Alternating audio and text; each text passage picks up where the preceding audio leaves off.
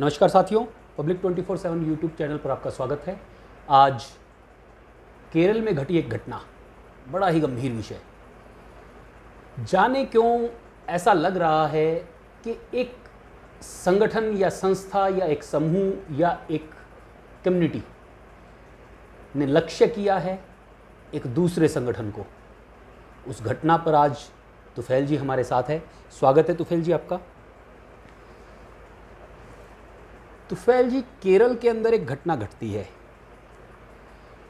कुछ कट्टरवादी संगठन एक राष्ट्रवादी संगठन के लोगों को गणवेश में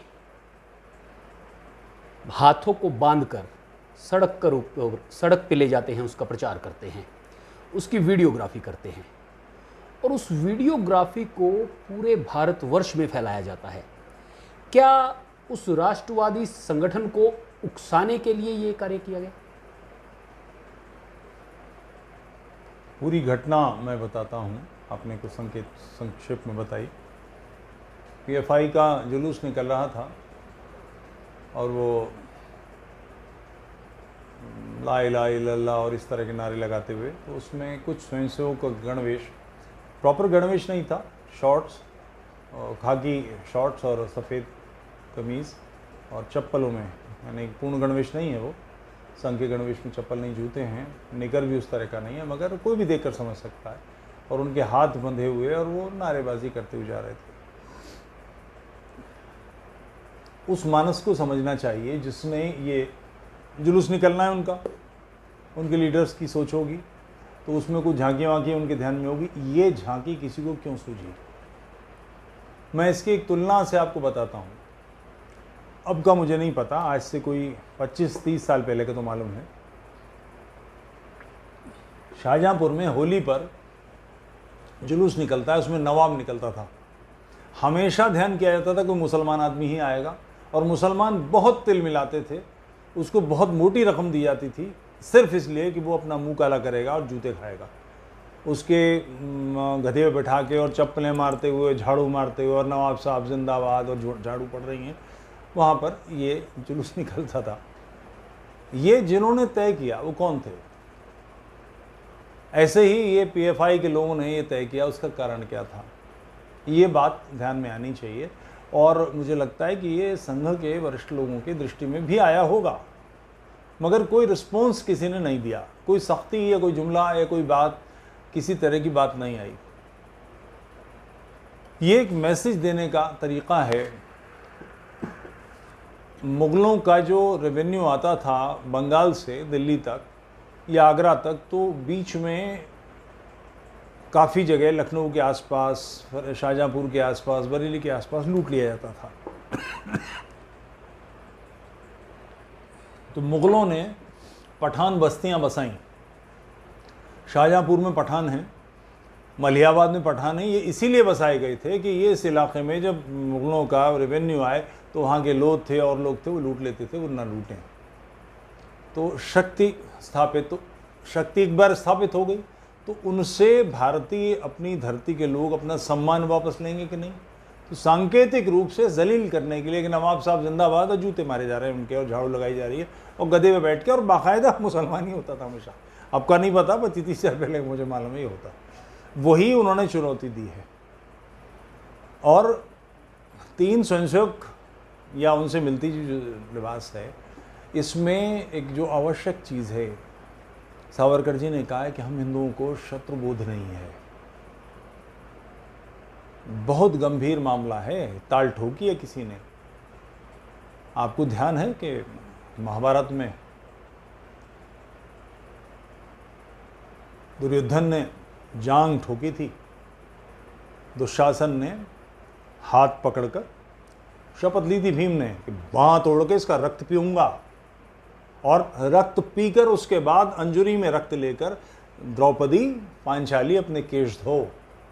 बदला प्रतिशोध बड़ी मीठी आंच में, हल्की आंच में देर तक पकने वाली डिश है। इसका आनंद ही तब है कि बहुत आहिस्ता। मगर हमारे संगठन, जो हिंदूवादी संगठन हैं, वो अपने प्रतिशोध नहीं लेते, वो इग्नोर कर जाते हैं।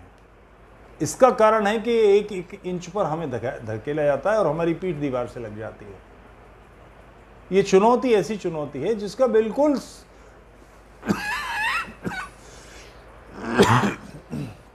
जोरदार प्रतिरोध होना चाहिए, विरोध में बात आनी चाहिए, और जहां संभव हो प्रतिशोध धीमी आंच में पकने की चीज है। जहां दांव लगे वहां बढ़िया, इसका बदला लिया ही जाना चाहिए। और अगर इस समय हम नहीं लेंगे तो फिर कब लेंगे? ये जो समय है हमारा, एक पुरानी बात से बात रखूंगा। प्रेस आया, प्रिंटिंग प्रेस क्रिश्चियनिटी को खा गया,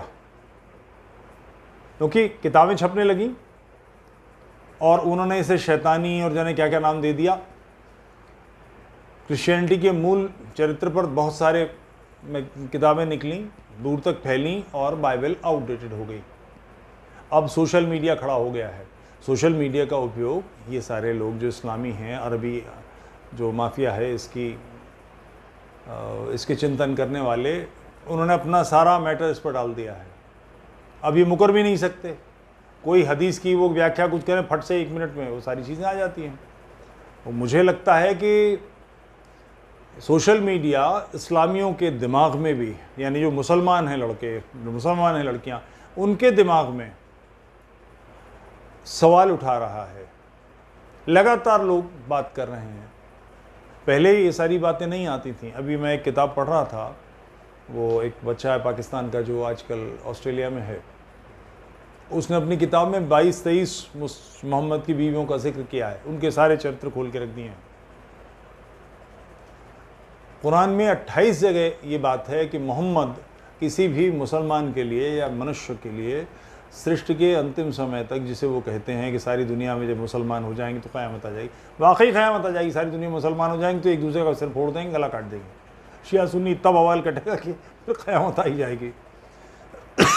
तो वो कहते हैं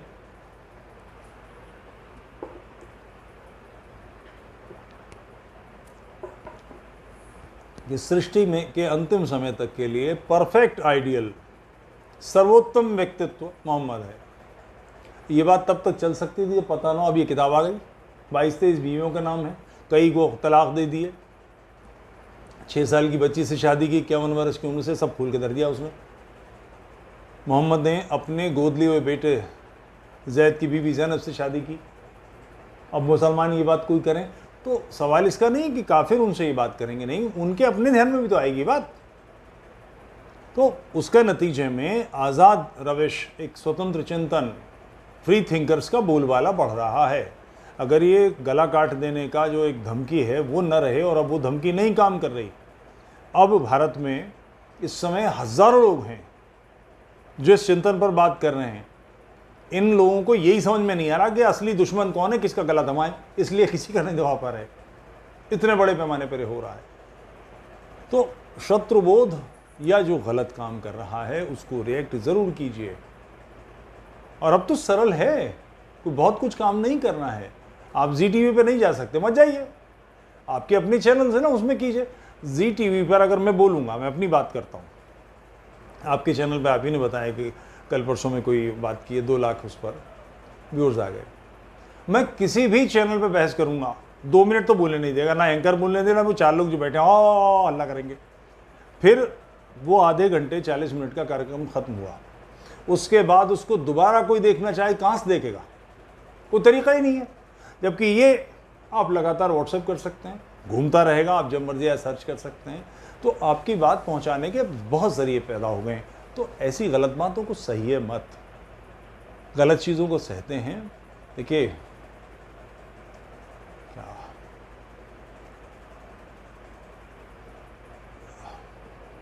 मैं जहन में भी शेर नहीं आ रहा, वो इसी तरह का है कि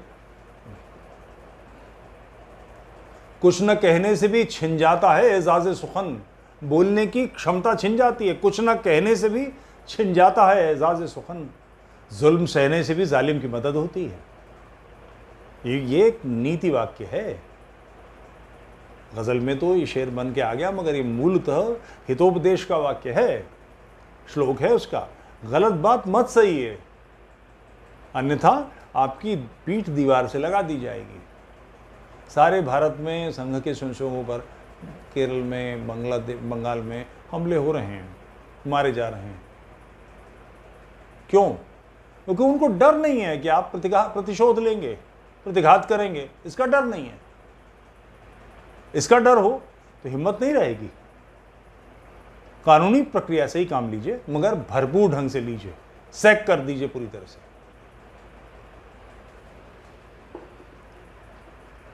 ये जो घटना है, इससे ये प्रतीत तो नहीं होता कि पीएफआई जैसा संगठन जिसको बैन किया गया है, केरल से शुरू होता है, दिल्ली तक पहुंच जाता है, और अब वो बता रहा है कि मेरे निशाने पे कौन लोग हैं, मुझे किनको डराना है, किनको दबोचना है।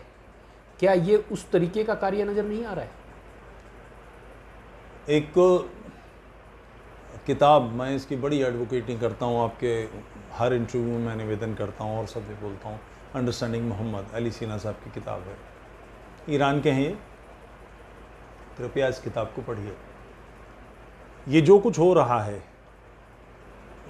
इस्लाम का पुराना नाम, जो व्यवहारिक ईमानदाराना सही नाम है, वो मोहम्मडनिज्म है, और मुसलमानों को मोहम्मदन कहा जाता था। मोहम्मदन मतलब मोहम्मद की परंपरा का पालन करना, और मुसलमान यानी मोहम्मदन। हर मुसलमान के लिए जिम्मेदारी है कि वो अपने जीवन में मोहम्मद के किए हुए कामों को उतारे। इसे सुन्नत कहते हैं, ये उस पर फ़र्ज़ है। हर मुसलमान से अपेक्षा की जाती है कि वो 10, 20, 50%, 100% जितना संभव है वो मोहम्मद जैसा बने। ये जो कुछ काम हैं, ये काम सुन्नत हैं। मोहम्मद ने स्वयं अपने समय में अपने आलोचकों की हत्याएं करवाई थी। एक आध की हत्या नहीं हुई, कई लोगों की हत्या हुई है।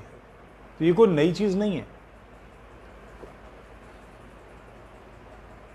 और अब ये सारी चीज़ें, इस किताब को पढ़ेंगे बहुत आसानी से, ये अंग्रेज़ी में, हिंदी में, उर्दू में, बंगला में, तमिल में, तेलुगु में, अरबी में, इन भाषाओं में अनुवाद हो चुकी है। ये फ्री डाउनलोड होती है, इसको पढ़िए। और मैं जो हमारे संघ के लोग हैं, वरिष्ठ लोग हैं, इनसे भी निवेदन करूंगा कि आप इस किताब को ज़रूर पढ़िए। आपको पता तो लगना चाहिए कि आप किन लोगों से मुकाबला कर रहे हैं। आप राष्ट्र हित की बात कर रहे हैं, राष्ट्र का संगठन कर रहे हैं, तो जो लोग राष्ट्र को तोड़ रहे हैं, संगठन को ध्वस्त कर रहे हैं, राष्ट्र को नष्ट कर रहे हैं, जिन्होंने, और ये हमारी इच्छा से नहीं है। लगभग 1250-1300 वर्ष से हम युद्ध में हैं। 712 ईस्वी में सिंध पर जो हमला सफल हुआ था, वो 14वां हमला था। 13 बार मार के भगा दिए गए थे। तब से हम लगातार युद्ध भूमि में हैं। हम किसी के घर नहीं गए युद्ध लड़ने हैं, युद्ध हमारे घर में आया है। तो हमारे पास ये विकल्प है ही नहीं कि हम युद्ध लड़े न लड़ें। पराजित हो जाइए या युद्ध कीजिए। अफगानिस्तान गया, पूरा सिंध, जहां हमला हुआ था पूरा सिंध निकल गया, आधा पंजाब कट गया, बलूचिस्तान हमसे चला गया, बांग्लादेश पूरा निकल गया, कश्मीर से हम इसीलिए निकाल दिए गए। यहाँ छोटे छोटे पॉकेट्स हैं जहाँ पर हमारी सफाई हो रही है, एथनिक क्लेंजिंग की जा रही है। किसी भी दिल्ली 6 की बस्ती में चले जाइए, आपको खुद पता लग जाएगा। तो युद्ध जीतना या हारना ये हमारे हाथ में नहीं है, चूंकि युद्ध हम नहीं लड़ रहे, ये तो दबाव है। तो हम इसे इग्नोर करके क्या होगा? लगातार जो हो रहा है इसका प्रतिकार तो करना पड़ेगा। ये अनिवार्य कार्य है, सिर्फ कहने भर से। जिसे मैं, मजेदार बात है, लोग कहते हैं कि इस देश में 130 करोड़ हिंदू हैं। कहां से हैं भाई? इनके लिए मोहम्मदी हिंदू, ये मोहम्मदी हिंदू कहां से हो गए? अगर ये हिंदू हैं तो फिर पाकिस्तान किसने बनाया है? बांग्लादेश किसने बनाया? 40 लाख लोग किसने मारे? करोड़ों लोग किसने नष्ट किए? कश्मीर से हमें किसने निकाला? ये सभी हिंदू हैं। अब इनसे, अगर ये हिंदू हैं, मोहम्मदी हिंदू हैं, तो इनसे अपने आप को सुरक्षित करने की या इस संघर्ष में लड़ने की, प्रयास करने की व्यवस्था करने का मतलब है कि मैं, मेरा दायां हाथ बाएं हाथ से पंजा लड़ाए। ये तो बौद्धिक रूप से बिल्कुल ही बेतुकी बात है। हमारे कहने भर से। और सवाल ये नहीं कि हम उन्हें क्या कह रहे हैं, वो क्या कह रहे हैं, वो बिल्कुल स्पष्ट हैं कि वो कुफ्र को ख़त्म करने, शिर्क को ख़त्म करने। ये जितने सूफ़ी हैं इन लोगों के अपने रिकॉर्ड में है, पढ़िए। जितने हमलावर आए इन सब लोगों ने बड़ा वो है ना जिसपे बड़ा हाथ बजा बजा के तालियां बजाते हैं, छाप तिलक सब छीनी मुंह से नैना मिला के। हिंदू इतने गधे हैं उन्हें ये भी नहीं मालूम है ये गीत क्या है। ब्रज क्षेत्र में जो वहाँ के संत कवि हैं, अष्टछाप कहलाती है, 8 जगह ये श्री जी लगाते हैं, यहाँ पर ऐसे 8 जगह। छाप तिलक सब छीनी, मेरी सब छाप तिलक समाप्त कर दी, मुँह से नैना मिला के, मुझे मेरे से नज़र मिला के सब मेरे से निकाल दिया, यानी मुसलमान कर लिया। और लोग बड़े प्रेम से इसको कि बड़ी कितनी सुंदर कव्वाली, पढ़ें ना उसको। उसने लिखा है कि हमारी तलवार के जौहर से सारे काफिर कांपते हैं, हम शेर हैं जिनका काम इन काफिरों का, ये काफिर हिरन है इनका शिकार करना है। बड़े आराम से हम लोग बातें करते हैं, ये डॉक्यूमेंटेड है, कागज़ पे दर्ज है, छिपा हुआ नहीं है। तो अपने शत्रु के बारे में जो हमें नष्ट करना चाहता है, और लगातार ये रण चल रहा है, लगातार ये हो रहा है। बांग्लादेश बन गया, वहाँ से हिंदू निकाल दिए गए, सब मुसलमान बना लिए गए। पाकिस्तान में 80 लाख के आसपास हिंदू अभी हैं। अगर उन्हें निकालकर उनको सुरक्षित करने की व्यवस्था नहीं हुई तो ये सब मुसलमान बना दिए जाएंगे। 80 लाख। इनको वीज़ा नहीं मिलता, भारत सरकार वीज़ा नहीं देती, इसकी सीमा बना रखी है। वीज़े को महीने में किसी भी सूरत 50,000 कीजिए ना, ये अपने पूर्वजों की अस्थि भारत में सिलाने तीर्थ यात्रा के नाम पर आते हैं। इन लोगों की खींचिए। हिंदुओं को बचाना हमारा धर्म है कि नहीं, मगर हम इसकी चिंता नहीं करते। तो ये जो वैचारिक दृष्टि से बड़े संगठन हैं, उन लोगों को इसका ध्यान करना चाहिए। ये आवश्यक काम है। इन्हें मोहम्मदी हिंदू कहने से ये हिंदू नहीं बनने वाले, वो एक क्षण को अपने आप को हिंदू नहीं कहते। 1857 में संघर्ष था ना, एक वो वर्ग था जो दिल्ली और लाहौर लखनऊ में लड़ रहा था, वो भारत में दोबारा मुस्लिम सल्तनत का लाने के लिए लड़ रहा था। एक वो लोग थे जो मेरठ से कारतूस, गाय की चर्बी के कारतूसों के कारण से बिद के थे। इन दोनों के लक्ष्य भिन्न थे। 1857 दिल्ली में इस्लाम की लड़ाई है, लखनऊ में इस्लाम की लड़ाई है। बाबू कुंवर सिंह की लड़ाई इस्लाम की लड़ाई नहीं है। ये दो भिन्न हैं गोल। हमारे कहने भर से कि हम बहादुर शाह जफर को हिंदुस्तान का नेता बताने लगे, वो नेता वेता नहीं बनने वाला। उसके साथ सारे के सारे मुल्ला पार्टी थी जो जिहाद कर रहे थे, जिहाद का मामला था। अपने लक्ष्य को बिल्कुल स्पष्ट समझिए, यह आवश्यक काम है।